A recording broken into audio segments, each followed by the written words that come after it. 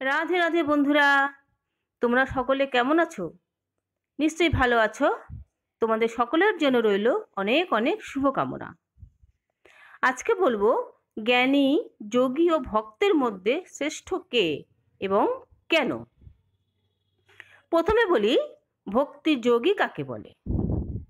আচ্ছা, ভগবান শ্রীকৃষ্ণের প্রীতিবিধানই যার একমাত্র অভিলাষ, যিনি অনন্য চিত্তে প্রগাঢ় প্রেমের সঙ্গে ভগবান শ্রীকৃষ্ণের প্রতি ভক্তিমূলক সেবায় নিযুক্ত থাকেন, তিনি ভক্তিযোগী। তাহলে এবার বলি জ্ঞানী, যোগী ও ভক্তের মধ্যে শ্রেষ্ঠ কে এবং কেন। আচ্ছা, জ্ঞানী, যোগী ও ভক্তের মধ্যে ভক্তই সর্বশ্রেষ্ঠ। কেন? কারণ জ্ঞানীরা ভগবানের অব্যক্ত নিরাকার রূপকে উপলব্ধি করতে পারেন, কিন্তু ভগবানকে প্রাপ্ত হন না।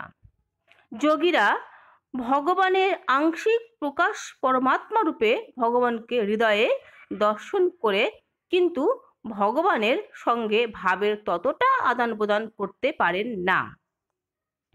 ভগবানের ভক্ত ভগবানের সব থেকে নিকটতম হয়ে ভগবত ধামে প্রবেশ করে প্রত্যক্ষভাবে ভগবানের সান্নিধ্য লাভ করতে পারেন। তার প্রেমময়ী ভক্তিমূলক সেবায় নিজেকে নিযুক্ত করতে পারেন। তাই ভক্ত ভগবানের অত্যন্ত প্রিয়। গীতায় ভগবান শ্রীকৃষ্ণ এজন্য ভক্তের শ্রেষ্ঠত্ব ঘোষণা করেছেন। হরে কৃষ্ণ। বন্ধুরা, কেমন লাগলো? দয়া করে নিশ্চয়ই চ্যানেলটা সাবস্ক্রাইব করে দিও।